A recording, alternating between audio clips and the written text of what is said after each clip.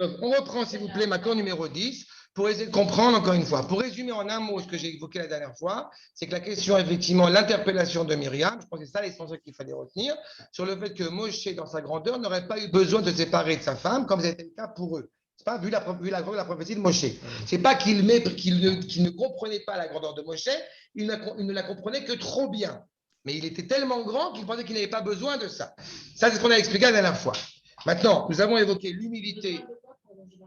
À partir du moment où on prophétise, a priori, on se sépare de son conjoint, d'une matérialité, si on peut dire, pour pouvoir se réserver la parole d'Akadosh Baruch Hu. Ce qui a été le cas pour Myriam et Aaron. D'accord? Une dimension matérielle, son conjoint ou sa conjointe. Parce qu'encore une fois, on est concentré pour différentes raisons sur ça. Mais le fait est, c'est que Moshe Rabbeinu, lui, justement, vu sa grandeur, a priori, on est surpris, il n'aurait pas eu besoin de se séparer. Et malgré tout, il est séparé de sa femme. D'accord? Et on est en train de voir au bout du compte l'humilité de Moshe, ce qu'on avait vu avec le Natsir. C'est quoi l'humilité de Moshe? C'est le fait de ne pas avoir aucun intérêt individuel dans son propos, dans ce qu'il fait, ce qu'on a avec le natif de Vologine. Et nous voyons justement que cette humilité, cette grandeur de Moshe, puisque Bekol Beiti Neheman, c'est quoi Beiti? Voyons ma cour numéro 10 du Rav Friskouni. Bechol Beiti Neheman, Hu Yedua Leolam, il est connu, encore une fois, pour l'éternité, pour lequel, chez Ra'a ou Mekavot Shrina, il a vu clairement la présence d'Akadosh Baruch Hu, la résidence d'Akadosh Baruch Hu, Mashelo Raou Sharanevim. Ce qu'on n'a pas vu les autres prophètes, et on va revenir là-dessus. Sharei ou Av Lenevim Aya. Ici, le Chiskouni utilise cette expression de Av Lenevim, le père des prophètes. Le Rambam utilisera l'expression de Adon Kolanevim, le maître de tous les prophètes. D'accord? Il faut toujours avoir ça en tête. Pas une seule personne peut venir en disant, au bout du compte, je vais renouveler la Torah de Moshe. C'est pas possible. S'il vient en disant, au bout du compte, je ne suis pas en accord avec la Torah de Moshe et pas les Horacha, parce qu'on a eu Yecheskel notamment qui peut changer pendant une seconde un décret de Moshe Rabbeinu parce que cela est nécessaire. D'accord? On connaît à notre génération, on n'a pas le droit de manger à Yom Kippourim, pourtant les Rachaim ont autorisé, on était en pleine guerre. D'accord? Par exemple. Achat. Ouvre les Nevi'im, Aya. Velo matzinu she'amar kar vekach raiti kemo she'asu kama Nevi'im. Encore une fois, il ne pourrait pas, on n'a pas vu justement dans aucun des prophètes, quelqu'un qui pourrait faire varier la prophétie de Moshe. Je répète l'anecdote que j'avais soulevée dans un cours il y a quelques semaines, qui a fait rire beaucoup de gens quand j'avais dit ça, que de la même manière que vous n'avez pas en Égypte, quand vous avez le festival du Oud, de la guitare orientale, n'est-ce pas? Eh bien, on vote toujours à partir du numéro 2, parce que le numéro 1, c'est que Farid El-Atrash, d'accord? Ou en Amérique, le festival du rock, c'est Elvis, on ne peut pas un truc. Bon, eh ben, dans la Gdusha, il y a Moshe. Ça va la comparaison? Sur Farid, c'est Farid ou c'est Elvis ou c'est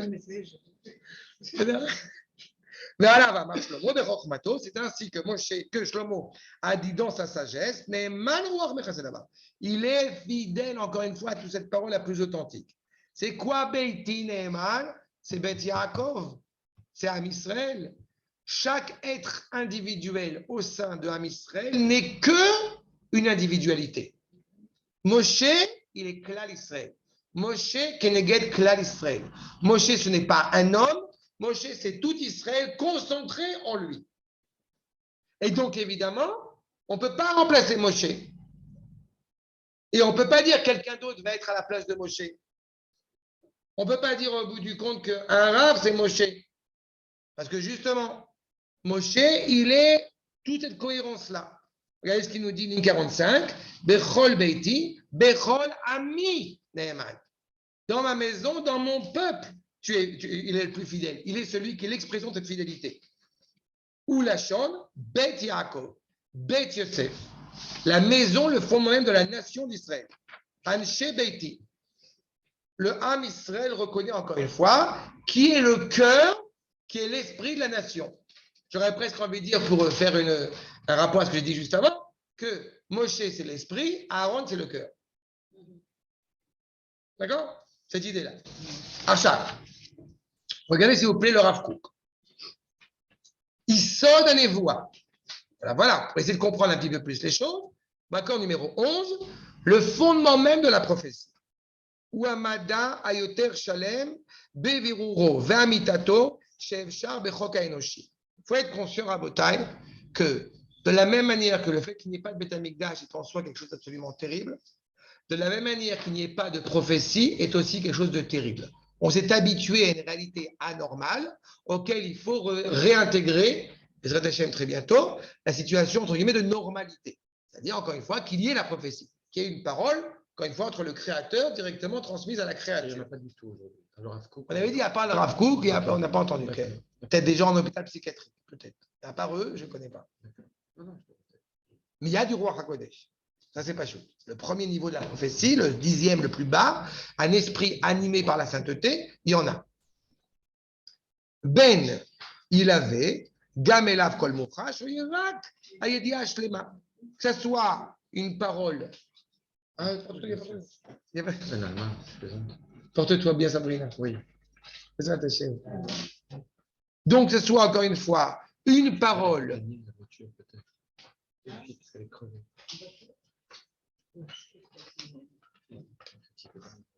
Une parole retranscrite, je reprends, une parole transmise clairement, ou encore une fois, une parole qui est juste par la connaissance, par l'adhésion. Tout ça est éclairci encore une fois par la parole d'Akadosh Baruch Hu. Au bout du compte, on voit bien ce qui se passe. Je vous le dis un peu à l'oral pour alléger au niveau de la lecture. Vous avez tous les prophètes, quels qu'ils soient, où au bout du compte, cette expérience prophétique qu'ils vont avoir, elle va être transmise de manière plus ou moins directe ou indirecte, ce qui n'est pas le cas de Moshe. D'accord? C'est-à-dire qu'au bout du compte, on a des images, on a des devinettes, on a des allégories, pas chez Moshe Rabbeinu. Donc je reprends ce que j'ai dit. Que ce soit Myriam ou Aaron sont conscients de la valeur de Moshe. Mais en fait, ils ignorent à quel point la dimension de Moshe, elle est encore plus exceptionnelle qu'ils ne croyaient. Ils connaissent la valeur de Moshe. Ils ont bien compris, ils sont conscients que justement, eh bien, Moshe a un niveau autre qu'eux. Exactement. Ils n'ont pas conscience qu'on ne peut pas, au bout du compte, avoir deux mots, comme je le répète, pour décrypter Moshe. C'est normal qu'ils ne comprennent pas. C'est pour ça que je dis. Tu as tout à fait raison. Tu as tout à fait raison. C'est pour ça qu'à l'échelle de Myriam, ça aussi, au risque de répéter, mais c'est très important, à l'échelle de Myriam, c'est une faute. À l'échelle du commun des mortels, ce n'est pas une faute. On n'a pas les moyens, en fait, de... Exactement. Myriam, elle est plus prophétesse. En plus. Elle a critiqué. Mais elle n'a pas. Tu vois, là, c'était vrai, c'était le quoi la semaine dernière. Elle n'a pas critiqué Moshe, certainement pas. C'est pour ça que j'insiste là-dessus. Je te répète, c'est quoi la semaine dernière? Il faut que j'écoute. Elle est venue pour, au bout du compte, elle est intervenue pour d'abord et avant tout sauver le Shalom Bait qui doit exister entre Tzipora et Moshe, parce que Tzipora elle-même, elle veut essayer de comprendre. Je te fais toutes mes excuses, mais c'est là le cours maintenant, je ne vais pas revenir dessus. Mais c'est ma marge tout ce point. Justement, à l'échelle de Myriam, c'est une faute. À l'échelle de commun des mortels, ce n'est pas une faute. Parce qu'elle est consciente pleinement, encore une fois, de la grandeur de Moshe.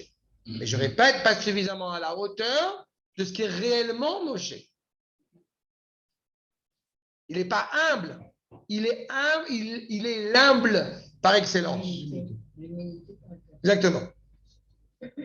Et justement, alors que tous ceux qui vont avoir une expérience prophétique, c'est ce que va nous transmettre notamment le Rambam, je peux vous voir en filigrane, l'accord numéro 12, sur le fait qu'effectivement, regardez, prenons directement la ligne 11, ce qui est souligné.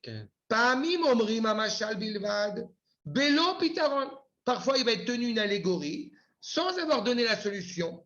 Comme c'était le cas chez Yecheskel, chez Zecharia. C'est donné par une allégorie, c'est donné par une devinette pour permettre au bout du compte à ce prophète de participer à cette parole prophétique et de vérifier si vraiment il a saisi la teneur de la prophétie. Et c'est halakha, j'ai oublié de préciser qu'ici on est dans les lois sur la prophétie énoncées par le Rambam. Donc, on est vraiment dans la halakha. On est au 11e siècle, il envisage encore une fois, quand va arriver quelqu'un qui veut se prétendre être prophète, on va devoir le sonder pour vérifier à quel point sa prophétie, elle est juste et elle est exacte. Et il est. Kol hanevi'im, halakha dalet. Kol hanevi'im, et mitnavim bechol et. Tous les prophètes ne prophétisent pas tout le temps. Ils ont des moments de prophétie.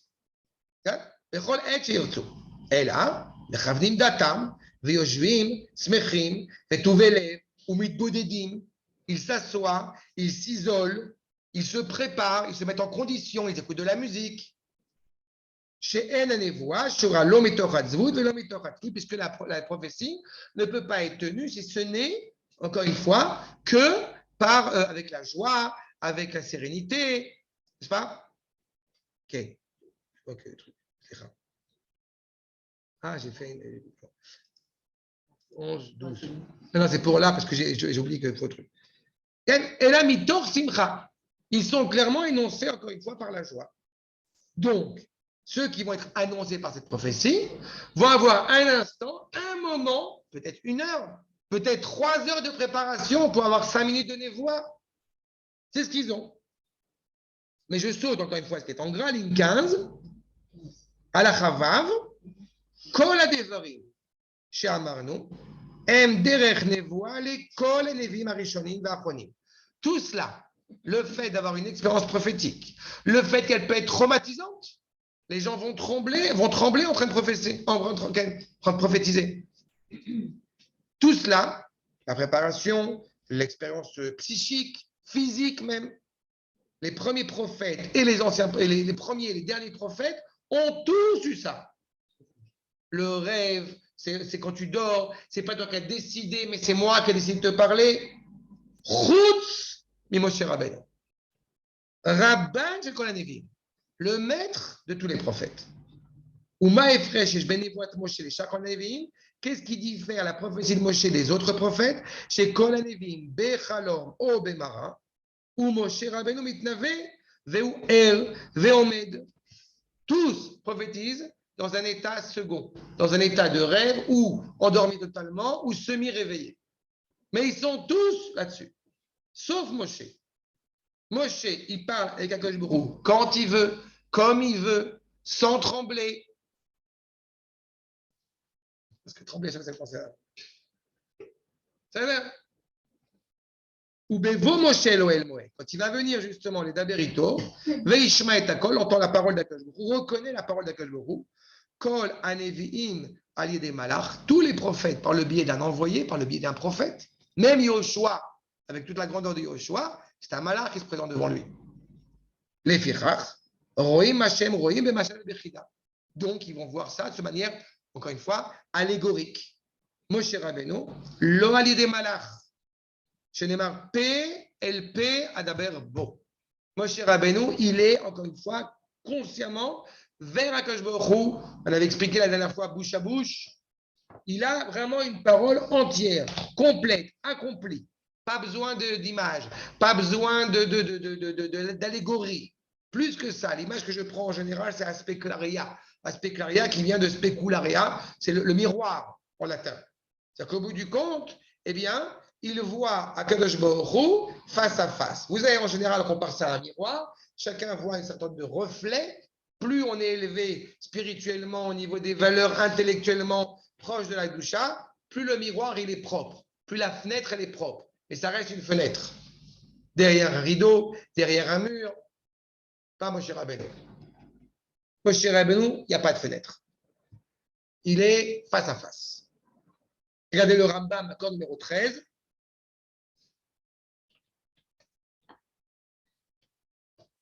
Moshe Rabbeinu, lo eminu bo Israël mipnei haotot she'asa. Et comprenez bien encore une fois que l'âme Israël, je répète, il est conscient de la valeur de Moshe. S'il est conscient de la valeur de Moshe, eh bien d'autant plus Myriam est conscient de la valeur de Moshe. Il n'a pas eu confiance en Moshe à cause des miracles qu'il a fait. Même si Moshe avait marché sur l'eau, ça n'aurait aucune valeur aux yeux d'âme Israël. Oui, c'est purement fortuit. Même s'il avait transformé du pain en matzah, ça n'aurait pas changé. C'est pas ça qui a fait que. C'est Shama'amin al piyotot, yesh belibo dofi. Nous dit le Rambam, celui qui croit à cause des pocus focus de l'abracadabra qui a été fait, on va être gentil, c'est un idiot. Il a un problème dans son cœur. Am Israël, je vous rappelle, il rencontre Akadosh Baruch Hu au moment du don de la Torah face à face. Du sais, je le répétais. Dans le verset, il est écrit, Sefer Shemot, Perek Yutet, Vegam Bechaya Aminu. Pourquoi ici il y a un gam? Quand Moshe Rabbeinu a annoncé que vous allez recevoir la Torah, le Ham Israël dit non. On est prêt à recevoir la Torah si on rencontre, si elle nous est donnée par le roi lui-même. Nous, on a une tradition. On est sorti d'Égypte pour rentrer en Eretz Israël. Tu veux rajouter une clause au contrat? On ne veut pas, à moins que ça vienne d'Akadosh Baruch Hu. Akadosh Baruch Hu, il dit, laisse tomber, je vais aller les voir. Je m'en occupe. Dis-leur de se préparer, 3 jours. Et les 3 jours, ils sont dans leur tente, ils se purifient, ils mettent un beau costume, ils se séparent de leur femme pour se préparer à la pureté de cela. Vegam becha beyaminu, vegam, et en toi aussi, ils auront confiance. Ça veut dire qu'un Israël a confiance en Akadosh Baruch Hu parce qu'il y a une massorette, une transmission depuis Abraham, Yitzhak et Yaakov, qu'on va revenir en Eretz Israël. D'accord? C'est noir sur blanc, c'est le Rambam, Rabbi Ben Ezra, il y a plein de mécons là-dessus. Mais là, encore une fois, justement, on ne croit pas en cela. Chef charge, c'est un haut balai de Kishouf. Peut-être qu'il va faire un truc. Allez, le bâton devient un serpent sympathique. Et là, les filles tout ce qu'a fait Moshe dans le désert, c'est parce que cela était nécessaire. On a ouvert la mer parce qu'il fallait ouvrir la mer, parce qu'il fallait qu'on passe. C'est ça. Mais ce n'est pas ça qui fait qu'on a encore une fois compris la grandeur de Moshe. Qu'est-ce qui fait qu'on va comprendre la grandeur de Moshe? C'est quand on te dit, Bedaberi imach. Quand ils vont voir que moi, Kadosh Baruch, pas moi, que je parle avec Moshe, ils vont voir qu'on parle ensemble. À ce moment-là, le Ham Israël va avoir la première parole. Après, on ne peut plus. La Neshama, elle aime tellement Kadosh Baruch qu'elle monte. Je t'en prie, Moshe, tu vas t'en occuper parce qu'on ne peut pas. Ils comprennent la valeur de Moshe. À Botaï, je vous répète, quand Moshe Rabbeinu, il va donner une réponse de halakha au peuple, qu'est-ce qu'il fait? Il se couvre le visage. Parce que les gens, ils vont tomber. Et quand il est directement avec le Jbourou, il enlève. Vous comprenez? Si on savait techniquement où il était enterré, ce que ça impliquerait, ce serait terrible. Comment il a pu revenir? Comment il a pu... Alors là, ça, à chaque fois, je l'ai dit. Je trouve qu'il y avait une justesse, mais implacable. Tu es en train d'étudier avec le Rosh Yeshiva en Chevruta. Pourquoi tu vas sortir? parce qu'il te donne une mission. Tu écoutes. D'accord. Mais il faut. En fait, quelque part, on n'arrête pas de le. Depuis là, on compare sans arrêt. Et en fait, il n'est pas comparable. Il n'est pas comparable. Donc, en fait, ce que tu dis, les autres, il fallait qu'ils soient dans un état second, etc. D'accord. Mais lui, en fait, comment dire, il transmet directement, bouche à bouche, le message d'Hachem. Et donc, tu comprends que la question de Myriam, elle est légitime? Du coup, tu comprends que la question de Myriam, elle est légitime? Lui, justement, qui est tellement grand, il n'a pas besoin de se séparer de sa femme. Puisque, justement, il est tellement grand. Il reste un homme. Et les autres Névim, ils prévoient l'avenir. Moïse, il ne prévoit pas l'avenir. Non, le prophète, ce n'est pas son rôle de prévoir l'avenir. Non, mais Moshe non plus. Aucun des prophètes. Le terme de prophétie en français, c'est pas le bon sens. Parce que prophète annonce la notion de pré, alors que Navi, c'est doué de parole. Quand tu dis que les Névim que tu as évoqués, les Névim qui sont inscrits dans le Tanakh sont d'actualité jusqu'à la délivrance, et c'est pour ça qu'ils sont inscrits dans le Tanakh. Mais le prophète en tant que tel, son rôle n'est pas d'annoncer d'abord ni l'avenir, il est surtout d'énoncer la parole d'Akadosh Baruch Hu. En tant que tel, on a eu beaucoup d'autres Névim à part ceux-ci, mais seuls ceux-ci sont inscrits. Mais Yecheskel, après, c'est le dernier. C'est pas le dernier, mais c'est un des derniers. Oui, mais c'est pas la. Tu vois ce qui va se passer dans Yamim. Momi, je t'adore, mais tu n'écoutes pas ce que je te dis. C'est dommage. Je viens de répéter encore. Très bien. Je viens de dire à l'instant que tous les prophètes, en tant que prophètes, ne sont pas là pour annoncer l'avenir. Ça va être un rôle qui peut être.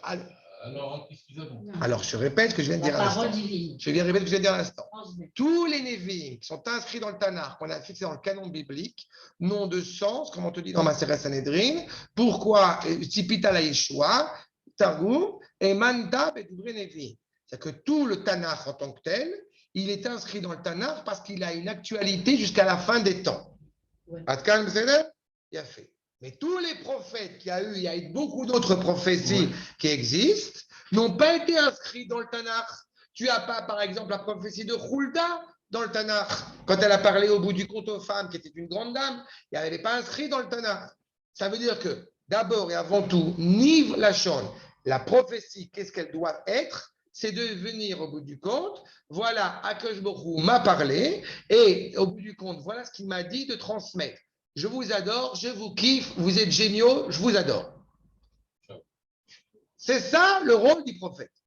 C'est, comme j'ai dit, c'est la parole directe, encore une fois, entre le créateur et la créature. Le sadique, celui qui étudie, ou le rave qui te transmet la Torah, Il est chacham, il n'est pas forcément un avis. mais c'est quand même de l'ordre, il te transmet la parole divine. Nachon, mais le chacham, à la différence du Navi, c'est que le Navi, il vient, comme j'ai coutume de dire, du monde futur et qu'il te parle au monde d'en bas, alors que le Chacham, que sont beaucoup pendant beaucoup de générations, on va dire le Chacham, il est préférable au Navi, parce que le Chacham, il est en bas et il te dit justement là où tu dois aller. Oui, mais l'ambiguïté, je comprends très bien, merci pour l'explication, c'est quand tu dis le monde futur, c'est pas le monde futur, c'est un autre monde. Oui, mais c'est la réalité, disons, voilà. La version de Moby. C'est la version 2.0. Ok, ça c'est le côté devin du non-juif. Exactement. Il y a pas de devin. Non, il n'y a pas ce sens-là. Quand je dis le monde futur, dans le sens où il est le plus proche d'Akadosh Baruch Hu, puisqu'Akadosh Baruch Hu lui a transmis ça. C'est traduit au Lamaba. Oui, c'est ça, C'est exactement. pas futur, il est Non, c'est pas parallèle. futur. C'est exactement.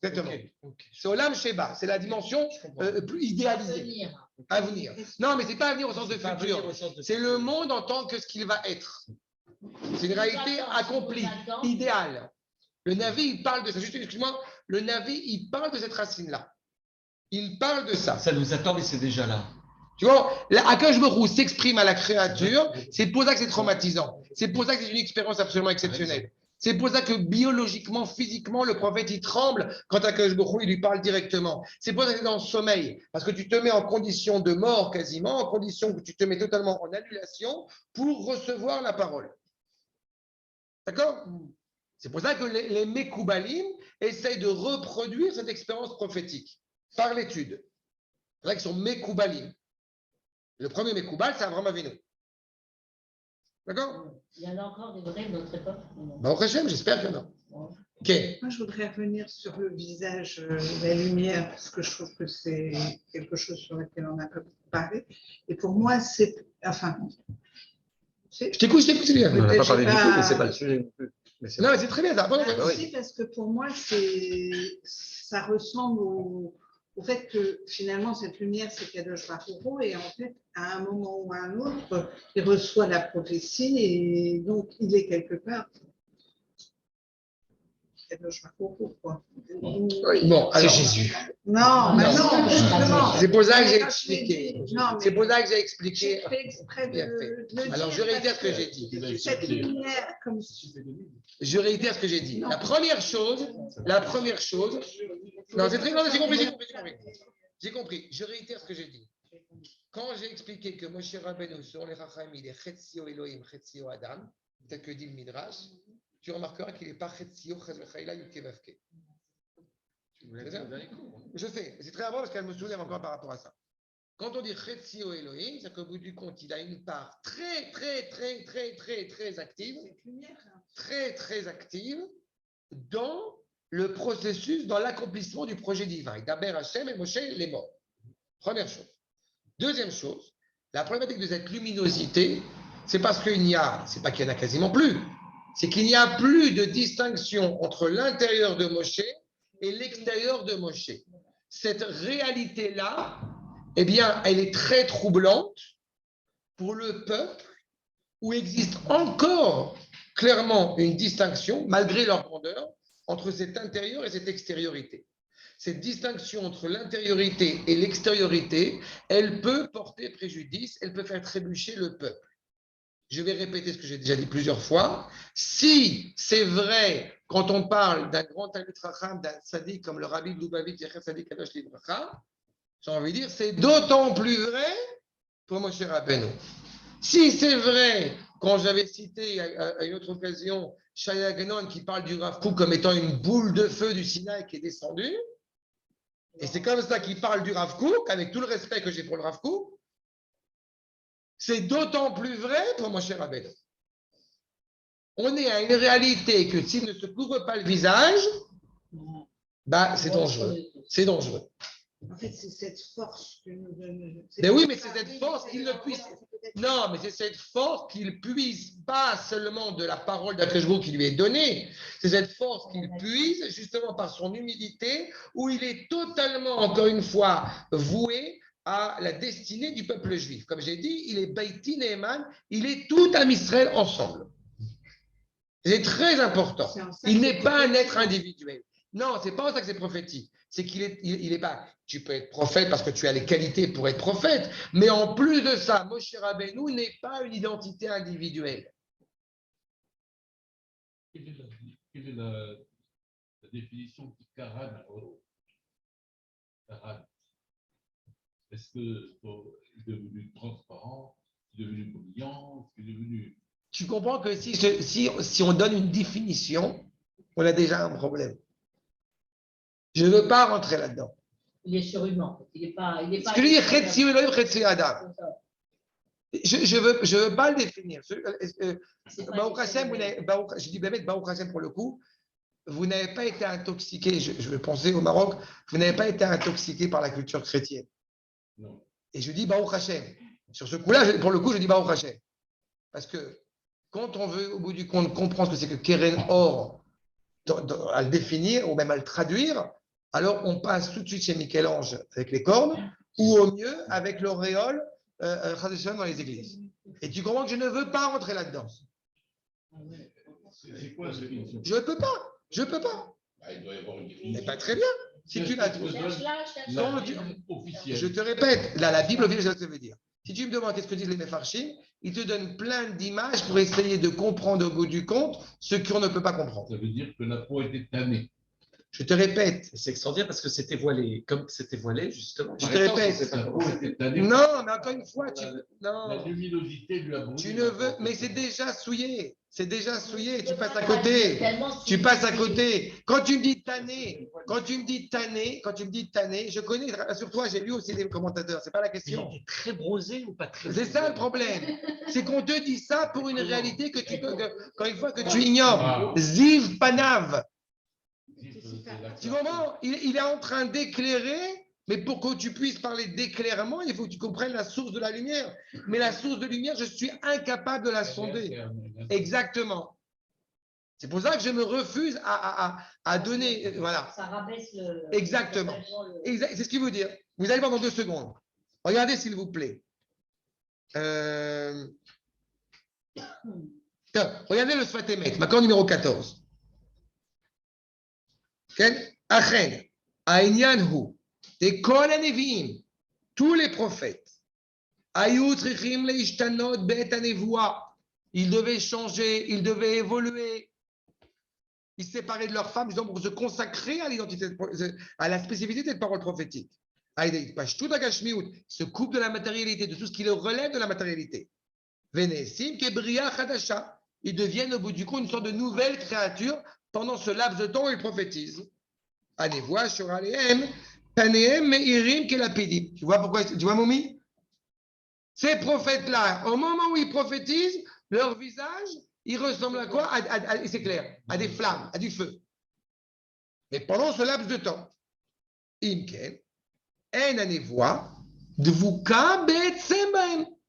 C'est le moment où ils prophétisent qu'ils sont comme ça. Qu'est-ce qui se passe après? Qu'est-ce qui se passe avant? Ils restent comme ils étaient. Ils reviennent. C'est un ajout à leur identité. Aval, nous dit le Sfat Emet, Be Moshe Rabbeinu alav shalom, Adraba, Sheutzrach ledaber imahem, Moshe Rabbeinu, quand il devait leur parler, Usam lefanam mazve, Veutzrach leishtanot beitlapshut. Quand il devait leur parler, il devait mettre un visage et même changer de vêtements.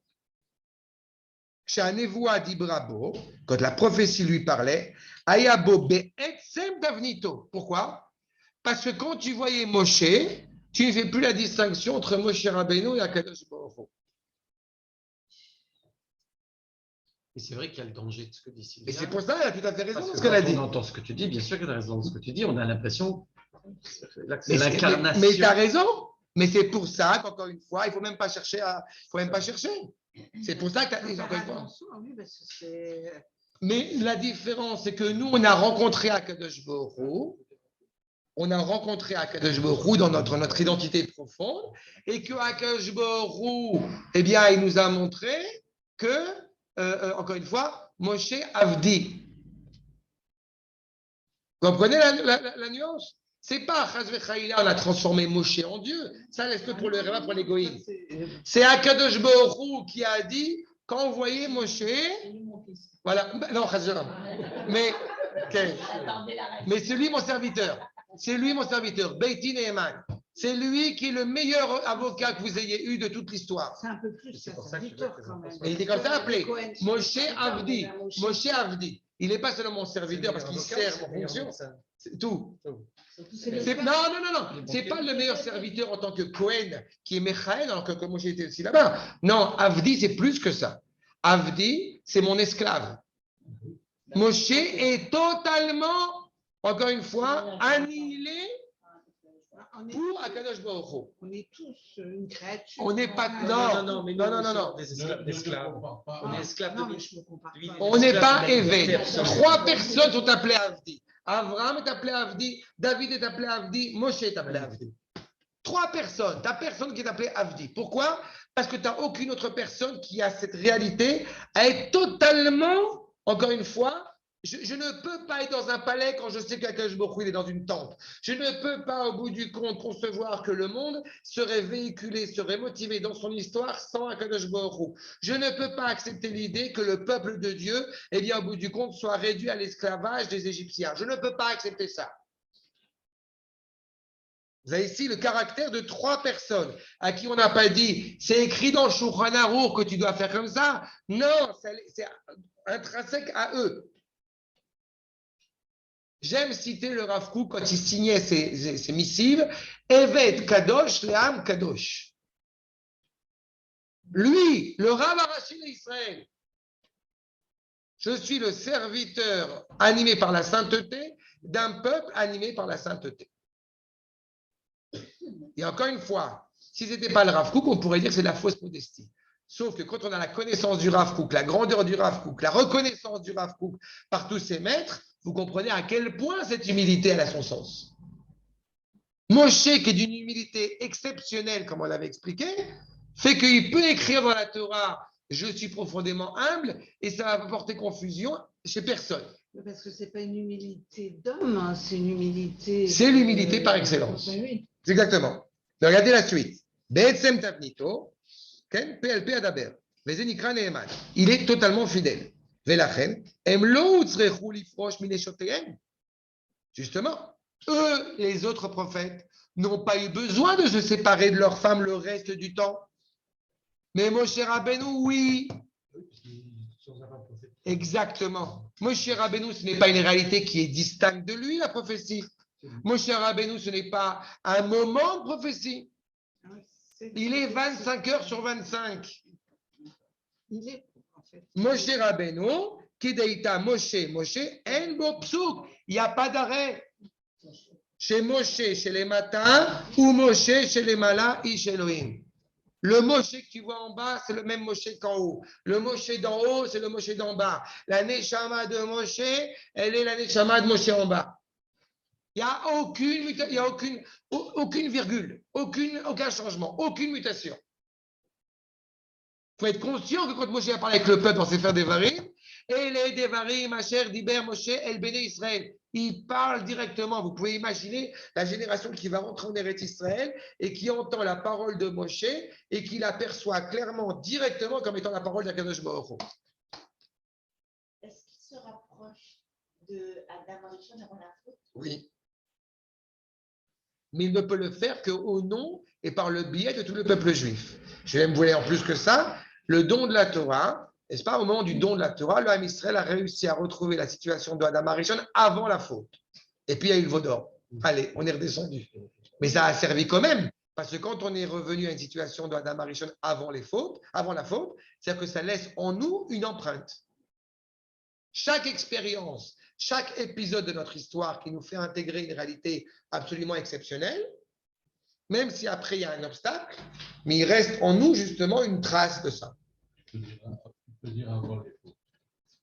Oui, c'est vrai. Aval, Shara Nevi'im, mais les autres prophètes,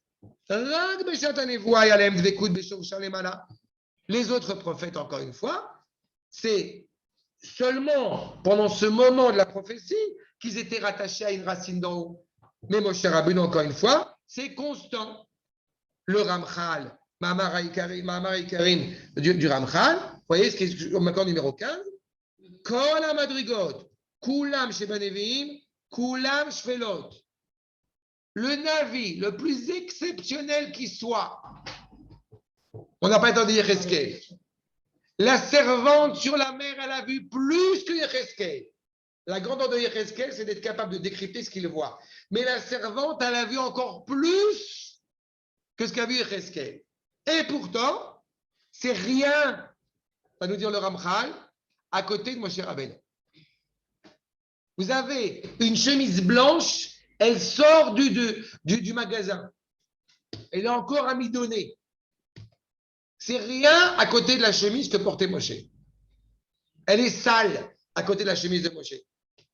Ça va l'image? C'est ça qu'on va nous dire. Shvelot mi madrigat nevuato shel Moshe Rabbeinu.